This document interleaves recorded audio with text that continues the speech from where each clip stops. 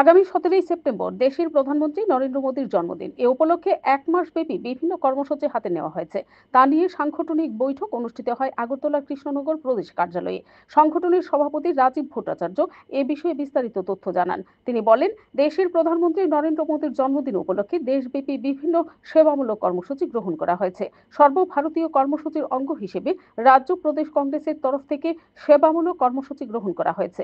রক্তদান শিবির, বৃক্ষরোপণ সহ সমাজের অন্তিম স্তরের মানুষের মধ্যে সরকারের বিভিন্ন পরিষেবামূলক কাজকর্ম পৌঁছে দেওয়ার লক্ষ্যেই এই ধরনের কর্মসূচি গ্রহণ করা হচ্ছে বলে জানান বিজেপির প্রদেশ সভাপতি রাজীব ভট্টাচার্য।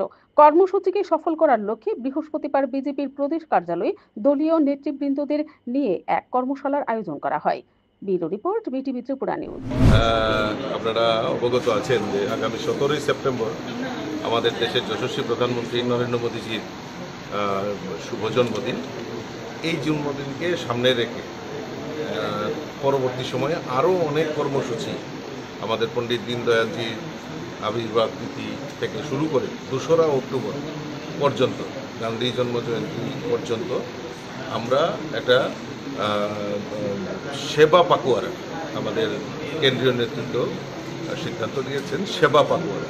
এই সেবার মাধ্যমেই যে আমাদের সংগঠন নির্মাণ হয়, তার জন্য এই সেবামূলক কর্মসূচি, সেখানে রক্তদান থেকে শুরু করে বৃক্ষরোপণ থেকে শুরু করে সমাজের অন্তিম ব্যক্তি পর্যন্ত আমাদের পৌঁছানো, সেই বার্তা নিয়েই আমাদের আজকে একটা রাজ্য স্তরে ওয়ার্কশপ, মানে আগামী দিনে এই কাজগুলি, এই সেবা পাকুয়ারার কাজগুলি কীভাবে আমরা নিজ পর্যন্ত নিয়ে যাব, বুথ পর্যন্ত নিয়ে যাব, তার জন্যই একটা ওয়ার্কশপ আজকে এখানে রাখা হয়েছে।